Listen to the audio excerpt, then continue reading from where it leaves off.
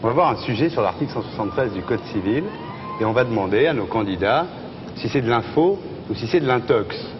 En fait, c'est ça la règle du jeu. En avant. Mai 1990, Noël et Hervé vont se marier à la mairie de Maxéville en Meurthe-et-Moselle. Soudain, la mère du jeune homme fait verbalement opposition à leur union, utilisant l'article 173 du Code civil. Il stipule que le père, la mère ou les aïeux peuvent former opposition au mariage de leurs enfants ou descendants même majeurs. Le maire décide alors de suspendre la cérémonie.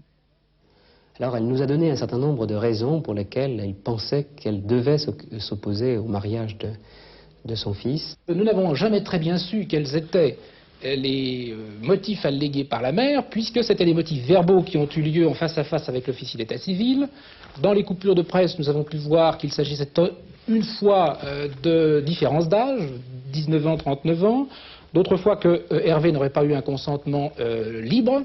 Nous avons ensuite entendu Hervé et Noël pour savoir s'il y avait un bien fondé dans ces questions qui nous étaient posées. Nous avons senti que la sincérité de ce consentement n'était pas complète, qu'il y avait des points d'ombre et que ce n'était pas un oui clair. Si l'opposition a été régulièrement formulée, le maire a donc sursis à la cérémonie et par conséquent, il appartient au futur conjoint de saisir un avocat pour engager une action en main levée d'opposition devant le tribunal de grande instance qui est seul compétent en la matière.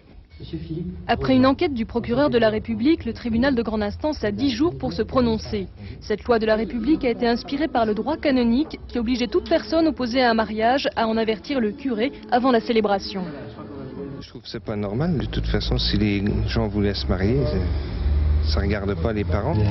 Une situation bien pénible pour les futurs époux qui pourraient à l'avenir être tentés de dissimuler leur mariage à toute la famille pour éviter de désagréables surprises.